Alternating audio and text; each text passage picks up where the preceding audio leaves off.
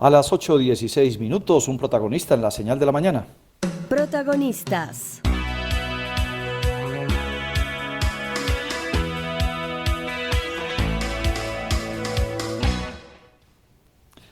Ayer se cumplió la audiencia de imputación de cargos contra el exdirector del Instituto de Extensión de la Universidad Distrital. Estoy haciendo mucho énfasis en el cargo que tenía y cuál era el cargo que tenía el personaje al que nos vamos a referir. Era el director del Instituto de Extensión de la Universidad Distrital, no el rector de la Universidad Distrital, porque esta ha sido una imprecisión periodística reiterada que ha generado muchos inconvenientes.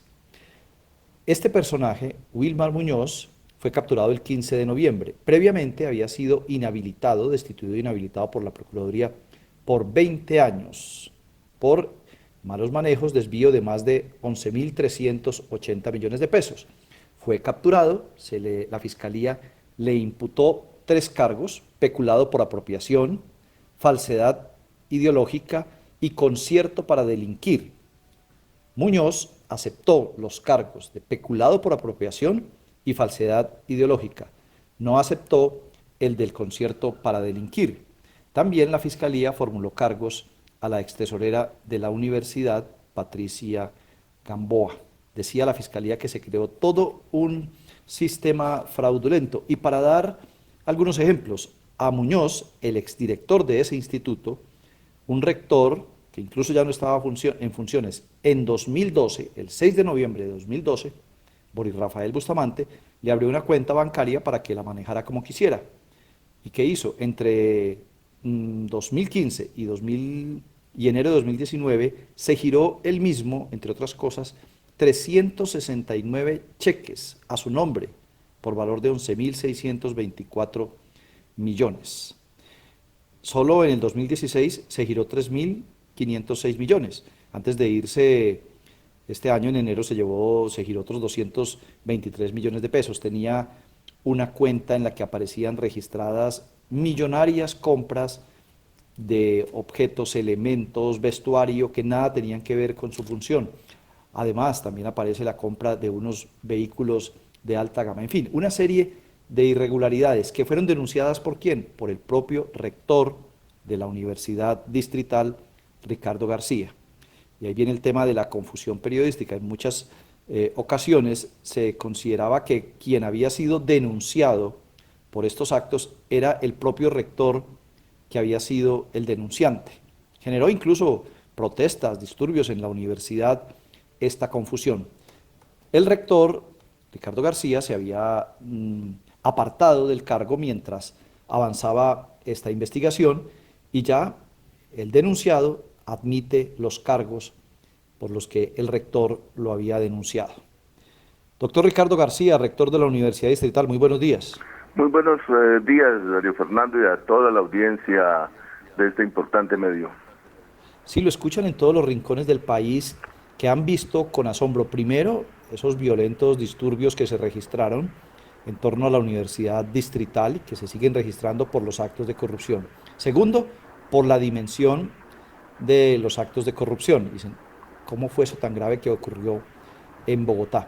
Pero bueno, ahora entonces, ¿cómo se siente usted después de este desarrollo que ha tenido en el espacio de la justicia estas denuncias que usted presentó?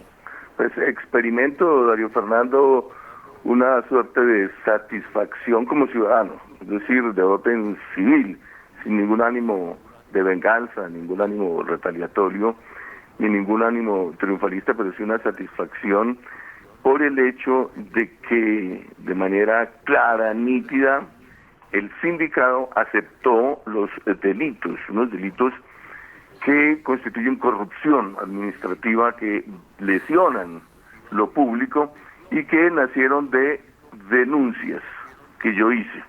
Debe quedar absolutamente claro.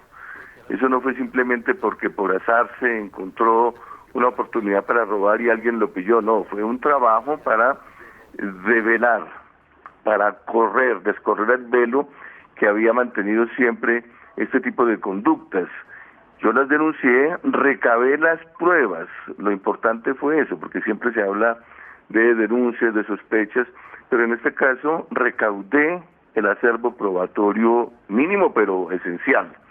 Y de esa manera se puso en funcionamiento todo el dispositivo de la justicia, tanto penal como disciplinario. Disciplinaria en el caso de la Procuraduría, que fue donde primero llevé la denuncia con las pruebas, para poder conducir finalmente a una investigación que se fue ampliando y fueron allegando más pruebas. Lo mismo hizo la Fiscalía, según se acaba de ver.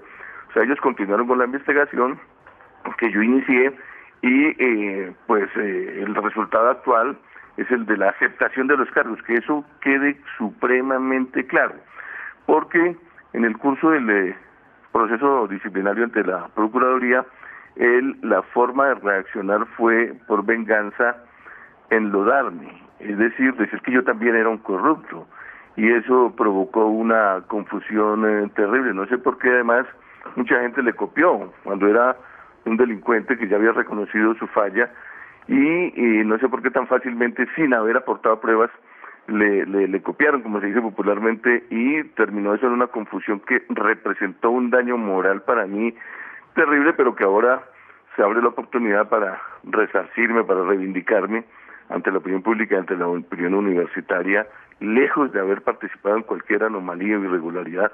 Lo que hice fue vigilar y descubrir y denunciar con éxito, porque hay denuncias que no tienen vocación de éxito, se enredan en las investigaciones y nunca hay pruebas. Esta denuncia tuvo desde el comienzo una vocación de éxito, porque había una evidencia clara, y era la utilización de una tarjeta de crédito para compras personales.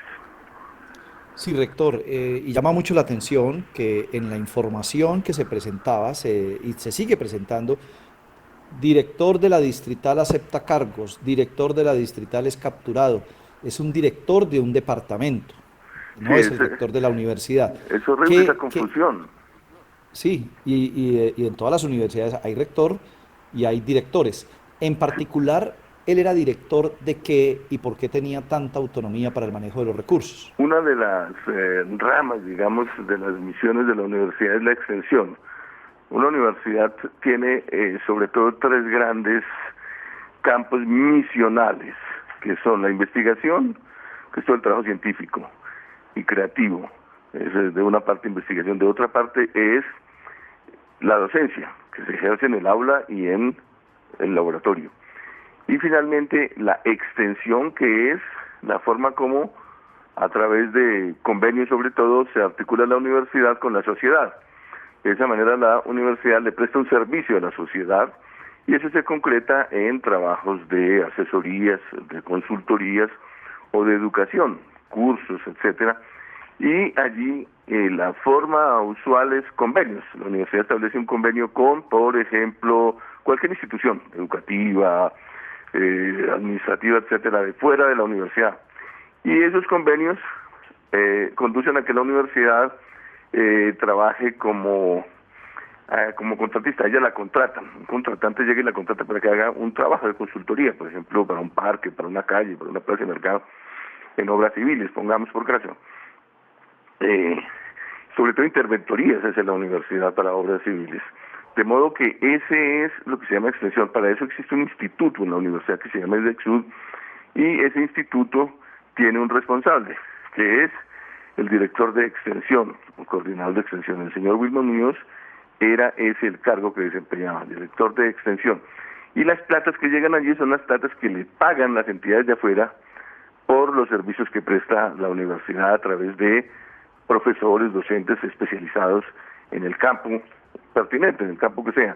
De modo que son unos dineros que entran por trabajos de contrato y que los pagan entidades externas. No hace parte, hay que aclararle a la opinión, esto no es para atenuar nada, pero no hace parte del presupuesto central que le asigna el Estado a la universidad, sino son pagos por contratos, por servicios que presta la universidad. Entonces, la corrupción operaba filtrando a través de cuentas ocultas parte de esos pagos hacia el bolsillo, se supone, de esta persona. Es decir, una parte la entregaba a la universidad y en esa operación mediante cuentas ocultas y especiales y operaciones camufladas, pues una parte la deslizaba hacia intereses particulares. Esa es la forma como se vino a saber operaba esto que la Fiscalía con razón llamó sistema de corrupción. Eso fue lo que yo planteé cuando hice la denuncia. No se trata de un robo ocasional que se le presentó la oportunidad de robo, no, sino de una actividad sistemática para realizar el robo. Sí. Andrea Olano. Señor rector, primero quisiera mirar la línea de tiempo. A Muñoz se le abrió la cuenta en 2012, cuando llegó el rector García y descubrió lo que ocurría. ¿Cuántos rectores pasaron antes de usted? Antes de mí, entre el 12 y el 18, hubo por lo menos 3 rectores. Sí, hubo por lo menos 3 rectores. ¿Y usted en qué momento, rector García, descubre, tiene los primeros indicios de esa corrupción que se estaba presentando, hace la investigación, recolecta las pruebas y presenta la denuncia? Hacia finales del año 18. Fue, creo yo, una forma de crear un ambiente en que uno dice, voy a mirar con mucho cuidado este campo de la extensión en la universidad y voy a hacer una observación particular. Ese anuncio que lo hice en el Consejo Académico hacia finales del 2018, creo que produjo un ambiente para que hubiese una confianza respecto de mí, porque mucha gente que conoce anomalías o irregularidades desconfía, dicen, no, pues no me van a pagar bolas. Eso creó un ambiente en el sentido de que, en el caso mío como rector, sí podía prestar atención a cualquier información que fuera valorable, a cualquier información valiosa. Creo yo que esa fue la manera en que se desenvolvieron los hechos para que algunas personas me ayudaran a hacer como una suerte de auditoría discreta, no pública y oficial, y pudiesen conseguir documentos y una información que fuera pertinente y valiosa, una información fundamentada. De esa manera, para enero del 2019 ya disponía de elementos que me permitieron acudir con mis 2 vicerrectores a la Procuraduría y discutir a un buen nivel y discretamente el asunto, mirar los documentos y las pruebas y entrar en un entendimiento más o menos eficaz con la Procuraduría en el sentido de manejar discretamente las cosas, esperando que la Procuraduría pudiera hacer una inspección de sorpresa en las instalaciones de extensión para recaudar mayores pruebas. Una vez hecho eso, removí, como habíamos quedado con la Procuraduría y los investigadores, al funcionario y entonces rápidamente se inició la investigación por parte de la Procuraduría, pero previamente yo ya había hecho la respectiva denuncia a mi nombre explícitamente. Ahí está claramente que el quejoso fui yo y nadie más. Carlos Chica. Un asunto que por supuesto uno tiene que celebrar, señor rector, y quizá muchos oyentes como yo se han estado preguntando todos estos meses, ¿qué pasaba con los organismos internos de control de la propia universidad? Porque es que uno dice, bueno, es que fue un chequecito por ahí de 10 millones, de 20 millones, no, pero es que estamos hablando de más de 10.000 millones de pesos. ¿Eso cómo se ejercen los controles sobre esas platas en la universidad? Los controles los ejerce, en el caso de la extensión, la División Financiera y Control Interno. Pero también por fuera debía haber controles, los entes de control. De manera que aquí estamos ante un hecho que causa, sí, sorpresa y perplejidad. No hay que olvidar, sin embargo, que se trataba de operaciones ocultas, ¿no? Pero había que mirar toda la actividad de control que podía ejercer sobre ese tipo de operaciones con cheques y eso, la división financiera. La división financiera es la que se encarga de mirar las operaciones y le llegan las operaciones que tienen que ver con los pagos y flujos de caja. Esa es la realidad. Y por fuera, pues están los entes de control. De manera que aquí estamos ante el hecho de que se logró por parte de un individuo burlar la actividad de esos controles internos y externos. Ahora, habría que ver, por ejemplo, en este caso, si la división financiera estuvo perfectamente mirando con lupa en los años anteriores eso o no, o simplemente se trató de controles rutinarios. Pero el caso es que eran cuentas ocultas de las que no se informaba. De modo pues que estamos ante esa circunstancia. A veces dicen, bueno, pero ¿por qué no se hizo antes? No sé, pero el caso es que yo con un poquito de tiempo logré ponerle coto a eso, y la realidad es que ayer en la audiencia, en la Fiscalía manifestó precisamente que trataba de un sistema muy organizado, con vocación de perdurar en el tiempo y que no haber sido por la denuncia que el rector, o sea, yo puse, ahí estarían y continuarían con ese tipo de operaciones claramente fraudulentas de la fe pública y de la moralidad pública. Señor rector, esto estuvo a punto de hundirlo a usted. Se habló incluso de las atenciones que Muñoz le habría ofrecido. Sí, sí, yo creo que en el caso mío negué absolutamente en la Procuraduría que él me hubiera ofrecido cualquier atención. Creo que ahora me pongo a ver que era parte como de su estrategia la seducción con atenciones, pero yo negué cualquier y no aportó pruebas en el sentido de que me hubiera podido atender, o mucho más, atender con la tarjeta aquella fraudulenta. Pues demostré claramente que no, y simplemente acepté por puro honor a la verdad, sin que estuviera obligado a haber estado unos minutos. Me autoflagelé y dije que 20 minutos fue mucho menos, y sencillamente salí del sitio rápidamente, y que eso, soy consciente, crea o hiere la sensibilidad. Pues aprovecho aquí para decirle a la comunidad universitaria, a la opinión pública, que pido perdón por esos minuticos, pero que no consumí absolutamente nada, pero pido perdón públicamente por herir la sensibilidad, digamos, de muchas personas. Allí no hay ninguna falta moral, ninguna falta ética de mi parte, y mucho menos administrativa. Nunca se trató.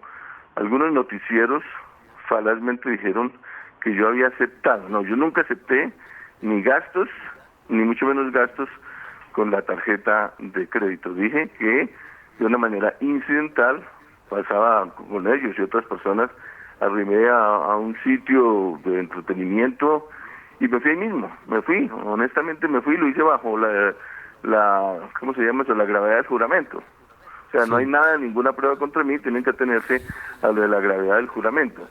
Lo acepté sin estar obligado, eso no era pertinente. La Procuraduría dijo que eso era irrelevante y que Muñoz nunca aportó pruebas sobre eso. Ahora, tienen que investigar en otros casos si él utilizó la tarjeta para hacer atenciones o gastos o invitaciones a otras personas, pero no fue mi caso. Rector, las protestas tan violentas que hubo desde el primer momento en que se conocieron las denuncias suyas, pero que se dirigieron fue esas protestas contra usted, como si se le estuviera devolviendo en contra. ¿Esas protestas fueron auténticas, estuvieron manejadas de alguna manera como parte de esa estrategia de defenderse enredando a otro? Yo hice la denuncia con una investigación detrás en enero. Las protestas fueron más o menos en septiembre y octubre. Es decir, extemporáneas, tardías. ¿Qué hubo de por medio?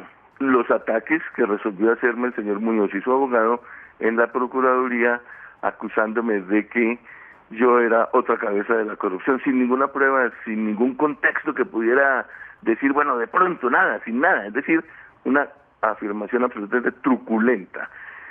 Como que yo había comprado con la plata que él se había robado las elecciones. Eso es truculento. Unas elecciones en una universidad no son como por fuera, son reuniones académicas para discutir temas de la universidad, y son pruebas por méritos académicos. De manera que eso fue, digamos, a eso se le hizo eco en algunos noticieros, en algún medio, sin haber exigido lo más mínimo en materia ética. ¿Hay pruebas sobre eso? Nunca. Estos medios preguntaron, bueno, pero ¿existen pruebas sobre eso? No, jamás, sino simplemente divulgaron las acusaciones que hizo el abogado del señor Wilman Muñoz y el propio señor Wilmar Muñoz, sin una sola prueba, es decir, mínimamente una prueba o un indicio. Luego, cuando se conoce la información de unas denuncias, de una situación, de un proceso de corrupción cuyas denuncias yo había hecho hacía meses antes, se conocen es bajo la forma de las acusaciones que él hace contra mí.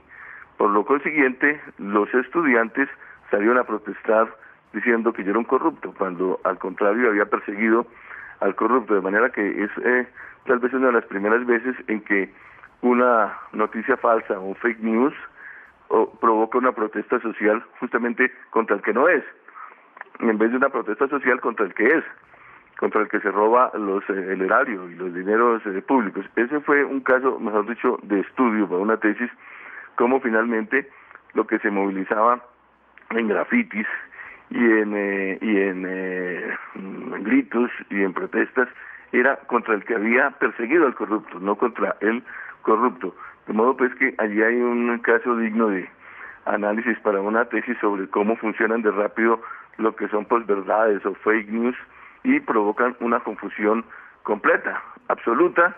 Aquí hay una inversión, allí se trasladó la culpa al que descubrió al culpable. Eso es una cosa de análisis psicológico, de psicología de masas, y desde luego pues obviamente hay personas que son opositoras, como en todas las universidades públicas, a la administración, al rector, y quienes eran opositores pues rápidamente hicieron eco a esta confusión y terminaron en esa circunstancia malhadada, en esa circunstancia muy negativa o en esa situación muy negativa de invertir la realidad, invertirla completamente, es decir, atacar a quien descubrió el desfalco, a quien descubrió la irregularidad y a quien descubrió el robo, que fui yo, y terminaron fue culpabilizándolo, una cosa muy de ciertos momentos de las civilizaciones, por otra parte, en que se trata uno de limpiar las culpas, atacando al que descubre las culpas.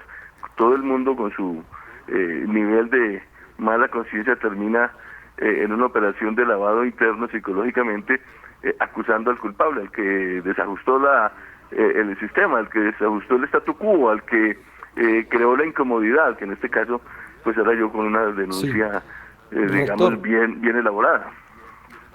Sí, rector, usted vuelve a la rectoría después de haberse retirado mientras avanzaba la investigación. ¿Será que vuelve la normalidad a la universidad? Porque es que dentro de los argumentos, en la lista de argumentos para las marchas, protestas, el paro del 21, pues está la corrupción en universidades como la distrital. Ante esta claridad que van teniendo los hechos, ¿usted confía en que vuelva la normalidad a la universidad? Sí, yo confío en la razonabilidad de toda la comunidad universitaria, digamos, el fallo de la Procuraduría y ahora la imputación de cargos en la Fiscalía muestran con meridiana claridad dónde estaba el problema y focalizan muy bien todo lo que tiene que ver con la corrupción. No se vuelve una nebulosa, una cosa inasible, sino que en realidad está focalizado, individualizado, está muy concreto, de manera que razonablemente uno podría permitir que hay un avance y que ese avance allana el camino para el regreso a la normalidad. El otro punto del que hablan los líderes estudiantiles es el de una asamblea universitaria. Yo he sido una persona como docente y como directivo de la universidad de miras amplias en cuanto a la participación y por consiguiente doy margen para que haya el estudio y la concreción de esa asamblea universitaria. Me parece que es bueno que haya ese tipo de expresiones en la vida universitaria de participación democrática y por consiguiente podemos allanar el camino y un entendimiento que es al que llamo, una comprensión mutua para que podamos tener normalidad, salvar el semestre y tener más democracia y más academia en la universidad. Le agradecemos mucho al rector de la Universidad Distrital, Ricardo García, por habernos acompañado esta mañana, haciéndonos las aclaraciones pertinentes después de la audiencia de imputación de cargos y la aceptación de 2 cargos contra Wilmar Muñoz, exdirector del Instituto de Extensión de la Universidad Distrital. Que tenga un buen día y buen regreso a sus funciones, rector. Muchas gracias, Fernando.